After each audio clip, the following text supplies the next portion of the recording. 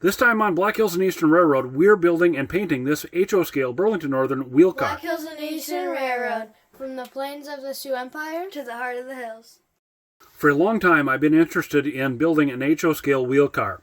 My operation is too modern for the long available Tichy Train wheel car kit. Don Tichy's kit might be best used in an early transition era setting. I looked at brass wheel cars and other options. I decided to build my own wheel car rack and wheels from scratch. I never got that done. In the spring of 2024, Spring Creek Model Trains was at the Spring Train Show sponsored by DSRC in Sioux Falls. They had this wheel car rack kit by MacRail. The Flatcar to be used under the MacRail kit is not specific.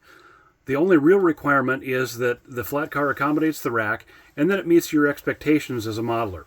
I'm mostly a good enough modeler, so I chose the now ancient MDC Roundhouse 60-foot Flatcar. I had already identified the specific Flatcar to use as part of the now shelved scratch build project. I say factory decorated because a lot of these kits were molded in color and then had their artwork pad printed directly on the plastic. A quick bath in 91% isopropyl alcohol removed the artwork. I've got a link in the description below demonstrating stripping the paint and artwork from an Athearn Pullman standard grain car. Then I got started with the rack. A quick sanding and I was ready to mate the rack and the Flatcar.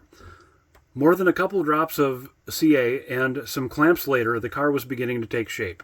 I did some cutting on the underframe of the model die casting kit to allow for the use of metal 36-inch wheels from Intermountain. Some guys talk about shimming the bolster to raise the car to allow clearance. I always like my freight cars to ride as low as possible on the correct size wheels, so I cut off some plastic off the tooling to allow the truck to steer freely without the flanges getting caught on anything. The car steers just fine now with those big wheels under it. Then came the paint. Remember the failed Rust-Oleum paint from the removable scrap loads episode? Well, this color seemed perfect to me to use as Burlington Northern's Oxide Red. So out to the paint booth I went. I'm pleased that this car has lost its plasticky train set car look with a coat of paint. Having the underframe painted the same color as the body doesn't hurt nothing either. Hobbyists and model railroaders like to deprecate the use of mass-produced rattle can paint, but I think this Walmart Oxide Red was just what the doctor ordered here. I airbrushed the non-operating wheel sets with this cheap acrylic burnt umber, thinned down at 50-50 or so, or maybe even thinner, using 91% isopropyl alcohol. I had to go back and touch up some of the axles by hand using full-strength paint. For the decals, I used the supplied decal sheet for the car data and markings. Thanks, Greg, for thinking of this. Decals for this set were printed by Matt Welke at Circus City Decals.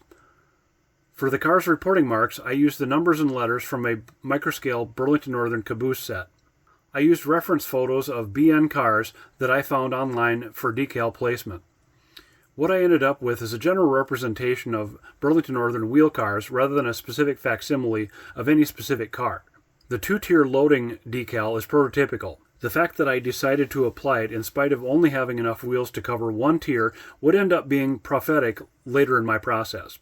I didn't feel like making a clip of setting decals, but if you must see Circus City decals being set, look in the description below for me setting decals on a GE 70-tonner decorated for Dakota Southern Railroad that I painted for a buddy. I reused the KD No. 5 couplers that I had previously installed on the car. These had been airbrushed with Poly-S Roof Brown. I painted the trip pin black and tipped the very end with silver to simulate the glad hand. A lie, I know, but we've already discussed trip pins. What are the next steps here? I learned after finishing this car that MacRail sells non-operating wheel sets separately. A 25-pack is only $10. I'll likely add a second tier as soon as I can get some ordered. Then would come some light weathering of the car. How can you get your own semi-modern wheel car? Rapido is releasing an RTR car. I'm not sure if the wheels will be removable on that car or not, though. Also, Rapido has not announced a BN wheel car. That may change by the time you look at this video, however. But Greg McComas at MacRail would be happy to sell you one of these. Or give Glenda at Spring Creek Model Trains a call and she'll set you up with one of these kits and maybe some extra wheels too. Finally, I can see this car playing a small role in non-revenue moves on my model railroad layout, the Black Hills and Eastern Railroad. This car joins my growing portfolio of open cars with removable loads to simulate real traffic on the railroad. Again, check a link in the description for a playlist of the cars that I've done so far. Hope you have a super weekend. We'll see you in the next one.